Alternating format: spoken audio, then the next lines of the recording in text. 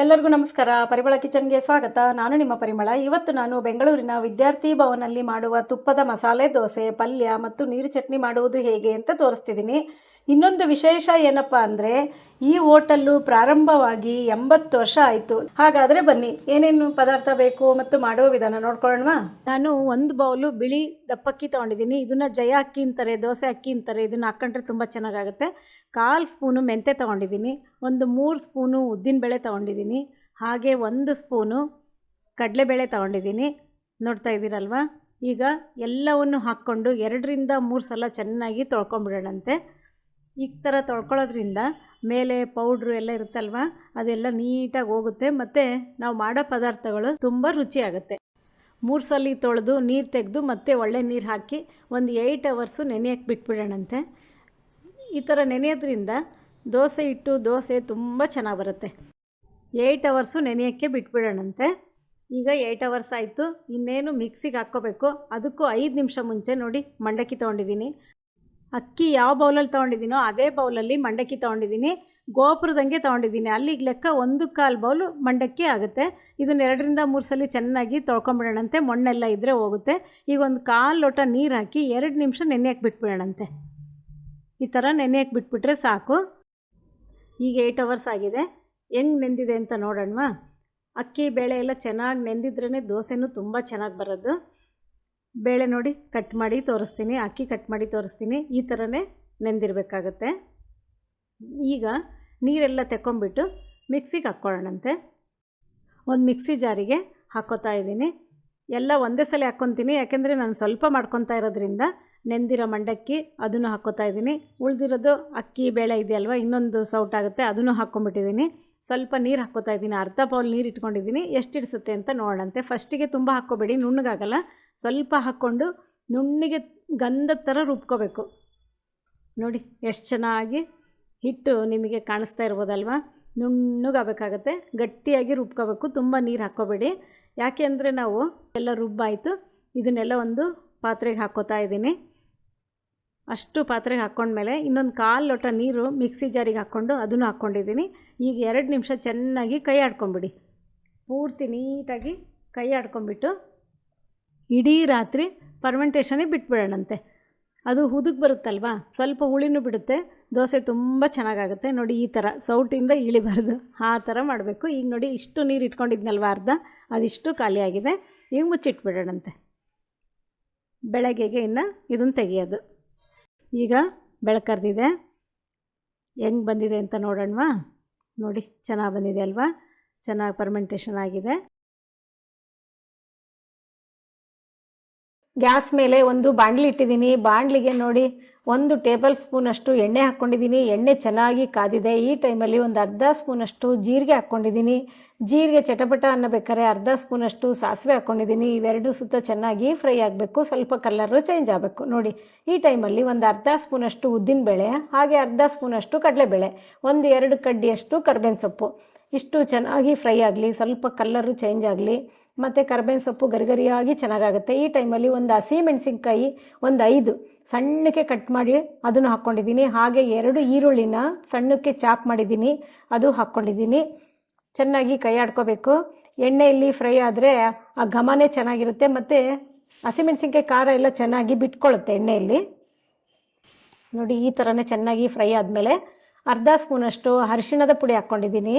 ಅರಿಶಿಣ ಪುಡಿ ಹಾಕ್ಕೊಂಡು ಚೆನ್ನಾಗಿ ಈ ಥರ ಕಲಿಸ್ಕೊಳ್ಳಿ. ಒಗ್ಗರಣೆಯಲ್ಲಿ ಬೆರಿಬೇಕದು, ಆಗ ಆರೋಗ್ಯಕ್ಕೂ ಒಳ್ಳೆಯದು, ರುಚಿನೂ ಚೆನ್ನಾಗಿರುತ್ತೆ. ನೋಡಿದ್ರಲ್ವಾ? ಇಷ್ಟು ಆದಮೇಲೆ 2 ಆಲೂಗಡ್ಡೆನ ಚೆನ್ನಾಗಿ ಮೆತ್ತಿಗೆ ಬೇಯಿಸ್ಕೊಂಡು ಸ್ಮ್ಯಾಶ್ ಮಾಡಿ ಇಟ್ಟಿದ್ದೀನಿ. ನೋಡಿ ಈ ಥರ ಓಳೋಳಿರಬಾರ್ದು, ಮೆತ್ತಿಗೆ ಸ್ಮೂತಾಗಿ ಆಗಿರಬೇಕು. ಅಷ್ಟೂ ನಾವು ಮಾಡಿಟ್ಕೊಂಡಿರೋ ಒಗ್ಗರಣೆಗೆ ಹಾಕ್ತಾಯಿದ್ದೀನಿ. ರುಚಿಗೆ ತಕ್ಕಷ್ಟು ಉಪ್ಪು ಹಾಕೋತಾ ಇದ್ದೀನಿ. ಹಾಗೆ ಕೊತ್ತಂಬರಿ ಸೊಪ್ಪು 1-2 ಸ್ಪೂನಷ್ಟು ಸಣ್ಣಕ್ಕೆ ಹೆಚ್ಚಿಟ್ಟಿದ್ದೆ, ಅದನ್ನು ಹಾಕ್ಕೊಂಡಿದ್ದೀನಿ. ಇಷ್ಟು ಚೆನ್ನಾಗಿ ಮಿಕ್ಸ್ ಮಾಡ್ಕೊಳ್ಳಿ. ಒಗ್ಗರಣೆ ಜೊತೆಗೆ ಚೆನ್ನಾಗಿ ಮಿಕ್ಸ್ ಆಗಬೇಕು. ಇಷ್ಟು ಮಾಡೋ ತನಕ ಫ್ಲೇಮನ್ನು ಸಿಮ್ಮಿಗೆ ಇಟ್ಕೋಬೇಕು, ಜಾಸ್ತಿ ಇಟ್ಕೋಬಾರ್ದು. ನೋಡಿ ಎಷ್ಟು ಚೆನ್ನಾಗಿ ಕಾಣಿಸ್ತಾ ಇದೆ. ತಿನ್ನಕ್ಕಂತೂ ಸೂಪರಾಗಿರುತ್ತೆ. ಎಲ್ಲೂ ಏನು ಇದಿಲ್ದಂಗೆ ನೀಟಾಗಿ ಕಲಿಸ್ಕೊಂಡಾಯ್ತು. ಈ ಕನ್ಸಿಸ್ಟೆನ್ಸಿ ಬರಬೇಕು. ನುಣ್ಣಿಗೆ ಸೂಪರಾಗಿ ರೆಡಿಯಾಗಿದೆ. ಈಗ ಗ್ಯಾಸ್ ಆಫ್ ಮಾಡಿದ್ದೀನಿ. 4 ಸ್ಪೂನಷ್ಟು ಪುಟಾಣಿ ತೊಗೊಂಡಿದ್ದೀನಿ. ಉರ್ಗಡ್ಲೆ ಅಂತೀವಲ್ವ ಅದು, 2 ಹಸಿಮೆಣಸಿನ್ಕಾಯಿ, ಒಂದು ಸ್ವಲ್ಪ ಕೊತ್ತಂಬರಿ ಸೊಪ್ಪು, 1-2 ಸ್ಪೂನಷ್ಟು ಹಾಗೆ ನೋಡಿ 1 ಇಂಚು ಶುಂಠಿನ ಉದ್ದುದ್ದಕ್ಕೆ ಕಟ್ ಮಾಡಿಟ್ಟಿದ್ದೀನಿ. ತೆಂಗಿನಕಾಯಿನೂ ಅಷ್ಟೇ ಒಂದು 4ರಿಂದ 5 ಸ್ಪೂನು ಕಟ್ ಮಾಡಿಟ್ಟಿರೋ ಹಸಿ ತೆಂಗಿನಕಾಯಿ ತುರಿ, ರುಚಿಗೆ ತಕ್ಕಷ್ಟು ಉಪ್ಪು, ಹುಣಸೆಹಣ್ಣು, ಒಂದು ಸಣ್ಣ ನೆಲ್ಲಿಕಾಯಿ ಗಾತ್ರದಷ್ಟು ಹುಣಸೆಹಣ್ಣು. ಇದಿಷ್ಟನ್ನು ಈಗ ಒಂದು ಮಿಕ್ಸಿ ಜಾರಿಗೆ ಹಾಕೋತಾ ಇದ್ದೀನಿ. ನೀವು ತೆಂಗಿನಕಾಯಿ ತುರಿದಾರ ಹಾಕ್ಕೋಬೋದು, ಇಲ್ಲ ಹೆಚ್ಚಾರು ಹಾಕ್ಕೋಬೋದು. ಈ ಥರ ಚಟ್ನಿ ಮಾಡೋದ್ರಿಂದ ತುಂಬ ರುಚಿಯಾಗುತ್ತೆ. ಹೋಟೆಲ್ ಸ್ಟೈಲು ಚಟ್ನಿ ಇದು. ನೀವು ಮನೇಲಿ ಈ ಥರ ಮಾಡ್ಕೊಳ್ಳಿ. ಎಲ್ಲ ಹಾಕ್ಕೊಂಡಾಯ್ತು. ಸ್ವಲ್ಪ ನೀರು ಹಾಕ್ಕೊತಾ ಇದ್ದೀನಿ. 1 ಲೋಟ ತುಂಬ ಇಟ್ಕೊಂಡಿದ್ದೀನಿ. ಸ್ವಲ್ಪ ಹಾಕ್ಕೊಂಡು ನುಣ್ಣಗೆ ಮಿಕ್ಸಿಗೆ ಹಾಕ್ಕೋಬೇಕು, ತೆರೆ ಹಾಕ್ಕೋಬಾರ್ದು. ಇದೇ ಥರನೇ ನುಣ್ಣಗೆ ಚೆನ್ನಾಗಿ ಮಾಡ್ಕೋಬೇಕು. ನೋಡಿ ಎಷ್ಟು ಒಳ್ಳೆ ಕಲರ್ ಬಂದಿದೆ, ಎಷ್ಟು ಒಳ್ಳೆ ಘಮ ಬರ್ತಾ ಇದೆ ಗೊತ್ತಾ. ತೆಂಗಿನಕಾಯಿ, ಶುಂಠಿ ಎಲ್ಲ ಹಾಕಿರ್ತೀವಲ್ವ, ಕೊತ್ತಂಬರಿ ಸೊಪ್ಪು ಎಲ್ಲ, ಇದನ್ನೆಲ್ಲ ಈಗ ಒಂದು ಬೌಲಿಗೆ ಹಾಕ್ಕೊಂಡ್ಬಿಟ್ಟು ಉಳಿದಿರೋ ನೀರು ಅಷ್ಟೂ ಹಾಕೋತಾ ಇದ್ದೀನಿ. ಇದು ನೀರಾಗಿ ಮಾಡ್ಕೋಬೇಕು, ಗಟ್ಟಿಯಾಗಿ ತಿನ್ನಬಾರ್ದು ಚಟ್ನಿ. ನೀರಾಗಿ ಮಾಡ್ಕೊಂಡಷ್ಟು ನಿಮಗೆ ಟೇಸ್ಟ್ ಚೆನ್ನಾಗಿರುತ್ತೆ. ನೋಡಿ ಕಲಸಿ ತೋರಿಸ್ತಾ ಇದ್ದೀನಿ. ಇಷ್ಟು ನೀರಾಗಿದ್ದರೆ ಸಾಕು. ಚಟ್ನಿ ಏನೋ ಆಯಿತು, ಆದರೆ ಇದಕ್ಕೊಂದು ಒಗ್ಗರಣೆ ಕೊಟ್ರೇನೆ ಅಲ್ವಾ ಚಟ್ನಿ ರುಚಿ ಇನ್ನೂ ಜಾಸ್ತಿ ಆಗೋದು. ಒಂದು ಒಳ್ಳೆ ಒಗ್ಗರಣೆ ಕೊಡೋಣಂತೆ. ಎಣ್ಣೆ ನಾನು 1 ಸ್ಪೂನ್ ಹಾಕ್ಕೊಂಡು ಚೆನ್ನಾಗಿ ಕಾಸ್ಕೊಂಡಿದ್ದೀನಿ. ಕಾಸ್ಕೊಂಡಿರೋದಕ್ಕೆ ಸ್ವಲ್ಪ ಸಾಸಿವೆ ಹಾಕ್ಕೊಂಡಿದ್ದೀನಿ. ಹಾಗೆ ಒಂದು ಸ್ವಲ್ಪ ಜೀರಿಗೆ ಹಾಕ್ಕೊತಾ ಇದ್ದೀನಿ. ಅರ್ಧ ಸ್ಪೂನ್ ಹಾಕ್ಕೊಂಡ್ರೆ ಸಾಕು. ರುಚಿಗೆ ತಕ್ಕಷ್ಟು ಇಂಗು ಹಾಕ್ಕೊಂಡಾದ್ಮೇಲೆ ಒಂದು 4 ಎಸಳು ಕರಿಬೇವು, ಹಾಗೆ 1 ಒಣಮೆಣಸಿನ್ಕಾಯಿ, ಇಷ್ಟು ಹಾಕ್ಕೊಂಡು ಚೆನ್ನಾಗಿ ಫ್ರೈ ಆಗಬೇಕು. ಫ್ರೈ ಆದ ತಕ್ಷಣ ಚಟ್ನಿ ಹಾಕ್ಕೋಬೇಕು. ನೋಡಿ ಎಷ್ಟು ಒಳ್ಳೆ ಚಟ್ನಿ ರೆಡಿ ಆಯಿತು. ಚೆನ್ನಾಗೀಗ ಕೈ ಆಡ್ಕೊಂಡ್ಬಿಡೋಣಂತೆ. ಈ ಥರ ಒಂದ್ಸಲ ನೀವು ಮಾಡ್ಕೊಂಡು ನೋಡಿ, ಅದ್ರ ರುಚಿ ನೀವು ಮಾಡ್ಕೊಂಡು ತಿಂದಾಗೆ ನಿಮಗೆ ಗೊತ್ತಾಗೋದು. ಅಷ್ಟು ಚೆನ್ನಾಗಿರುತ್ತೆ ನೀರು ಚಟ್ನಿ. ಸ್ಟವ್ ಮೇಲೆ ದೋಸೆ ಹೆಂಚಿಟ್ಟಿದ್ದೀನಿ, ಚೆನ್ನಾಗಿ ಕಾದಿದೆ. ಈ ಟೈಮಲ್ಲಿ ಸ್ವಲ್ಪ ನೀರು ಹಾಕ್ಕೊಂಡು ಒಂದು ಬಟ್ಟೆ ಸಹಾಯದಿಂದ ಒರೆಸ್ಕೊಂಡಿದ್ದೀನಿ. ಒರೆಸ್ಕೊಂಡಾದ್ಮೇಲೆ 1 ಸೌಟು ದೋಸೆ ಹಿಟ್ಟನ್ನು ಹಿಂಗೆ ಮಧ್ಯಕ್ಕೆ ಹಾಕ್ಕೊಂಡಿದ್ದೀನಿ. ತುಂಬ ಹಳ್ಳಕ್ಕೆ ಹೋಗಬೇಡಿ. ಈ ದೋಸೆ ಸ್ವಲ್ಪ ದಪ್ಪಕ್ಕೆ ಇರಬೇಕು. ನೋಡಿ ಒಂದು ಸ್ವಲ್ಪ ಬೇಯ್ತಾ ಇದೆ. ಹೀಗೆ ಮೀಡಿಯಮ್ ಫ್ಲೇಮಲ್ಲಿ ಇಟ್ಕೊಂಡು ಪೂರ್ತಿ ಎಲ್ಲ ಕಡೆನೂ ಚೆನ್ನಾಗಿ ದೋಸೆನ ಬೇಯಿಸ್ಕೋಬೇಕು. ಈ ಕಲ್ಲರಿಗೆ ಬಂದ ಮೇಲೆ ಸ್ವಲ್ಪ ಮೇಲೆ ತುಪ್ಪ ಹಾಕ್ಕೋಬೇಕು. ನಾನು 1 ಸ್ಪೂನ್ ತುಪ್ಪ ಇಟ್ಕೊಂಡಿದ್ದೆ, ಹಾಕ್ಕೋತಾ ಇದ್ದೀನಿ. ಇದಕ್ಕೆ ತುಪ್ಪ ಹಾಕ್ಕೊಳ್ಳೇಬೇಕು, ಇಲ್ಲಾಂದರೆ ಟೇಸ್ಟ್ ಬರೋದಿಲ್ಲ. ಈ ಥರ ಚೆನ್ನಾಗಿ ಎಲ್ಲ ಕಡೆನೂ ಸ್ಪ್ರೆಡ್ ಮಾಡ್ಕೊಂಡಾದಮೇಲೆ ನೋಡಿ ತುಪ್ಪ ಎಲ್ಲ ಚೆನ್ನಾಗಿ ಮೆಲ್ಟ್ ಆಗಿದೆ. ತಿರುಗಿಸಿ ಹಾಕ್ಕೋಬೇಕು. ವಾವ್, ನೋಡಿ ಎಷ್ಟು ಚೆನ್ನಾಗಿ ಕಲರ್ ಬಂದಿದೆ ಅಂದರೆ, ಒಳ್ಳೆ ತಾಮ್ರದ ಕಲರ್ ಬಂದಿದೆ. ನೀವು ಹೋಟೆಲಿಗೆ ಹೋಗಿ ತಿಂದರೂ ಇದೇ ಕಲರೇ ಬಂದಿರುತ್ತೆ. Same taste, same texture. ಸ್ವಲ್ಪ ಮೇಲೂ ಒಂದು 1/4 ಸ್ಪೂನಷ್ಟು ತುಪ್ಪ ಹಾಕ್ಕೊಂಡಿದ್ದೀನಿ. ಎರಡೂ ಕಡೆ ತುಪ್ಪ ಹಾಕ್ಕೊಂಡು ಚೆನ್ನಾಗಿ ಫ್ರೈ ಮಾಡ್ಕೊಂಡಾದಮೇಲೆ ನಾನು ಪಲ್ಯ ಇಡ್ತಾಯಿದ್ದೀನಿ. ಈ ಥರ ಒಂದು ಸ್ವಲ್ಪ ಪಲ್ಯ ಇಟ್ಕೋಬೇಕು. ಪಲ್ಯ ಇಟ್ಕೊಂಡಾದಮೇಲೆ ನಿಧಾನಕ್ಕೆ ಫೋಲ್ಡ್ ಮಾಡ್ಕೋಬೇಕು. ಒಳ್ಳೆ ಮೇಲೆಲ್ಲ ಗರಿ ಗರಿಯಾಗಿ ತುಂಬ ಚೆನ್ನಾಗಿರುತ್ತೆ, ಒಳಗೆಲ್ಲ ಸ್ಮೂತ್ ಇರುತ್ತೆ. ರುಚಿಕರವಾದ ವಿದ್ಯಾರ್ಥಿ ಭವನ್ ತುಪ್ಪದ ಮಸಾಲೆ ದೋಸೆ ರೆಡಿ. ನೋಡಿದ್ರಲ್ವಾ ಎಷ್ಟು ಒಳ್ಳೆ ಕಲ್ಲರು, ರುಚಿ, ಒಳ್ಳೆ ಪರಿಮಳ ಬರ್ತಾ ಇದೆ. ನೀವು ವಿದ್ಯಾರ್ಥಿ ಭವನಿಗೆ ಹೋಗಿ ತಿಂದರೂ ಇದೇ ಕಲ್ಲರು, ಇದೇ ಟೆಕ್ಸ್ಚರು, ಇದೇ ರುಚಿ ಇರುತ್ತೆ.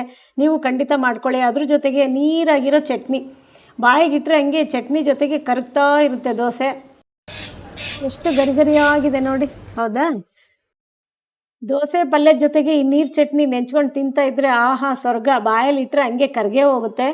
ಈ ದೋಸೆ ತಿನ್ನೋಕ್ಕೆ ವಿದ್ಯಾರ್ಥಿ ಭವನ್ಗೆ ಹೋಗಿ ಕ್ಯೂ ನಿಂತ್ಕೊಂಡು ಟೋಕನ್ ತೊಗೊಂಡು ತಿನ್ಕೊಂಡು ಬರೋ ಬದಲು ಮನೆಯಲ್ಲೇ ಆರಾಮಾಗಿ ಮಾಡಿಕೊಂಡು ಸಂತೃಪ್ತಿಯಾಗಿ ಮನೆ ಮಂದಿ ಎಲ್ಲರೂ ತಿನ್ಬೋದು. ನಿಮಗೆ ಈ ರೆಸಿಪಿ ಇಷ್ಟ ಆಯ್ತಲ್ವಾ? ವಿದ್ಯಾರ್ಥಿ ಭವನ್ ತುಪ್ಪದ ಮಸಾಲೆ ದೋಸೆ ಮಾಡುವುದು ಇಷ್ಟ ಆಗಿದ್ದರೆ ದಯವಿಟ್ಟು ಒಂದು ಲೈಕ್ ಕೊಡಿ, ಶೇರ್ ಮಾಡಿ, ಹಾಗೂ ಸಬ್ಸ್ಕ್ರೈಬ್ ಆಗುವುದಂತೂ ಮರಿಲೇಬೇಡಿ. ನಿಮ್ಮ ಅನಿಸಿಕೆಗಳನ್ನು ಕಾಮೆಂಟ್ ಮೂಲಕ ತಿಳಿಸಿ. ಎಲ್ಲರಿಗೂ ಧನ್ಯವಾದಗಳು.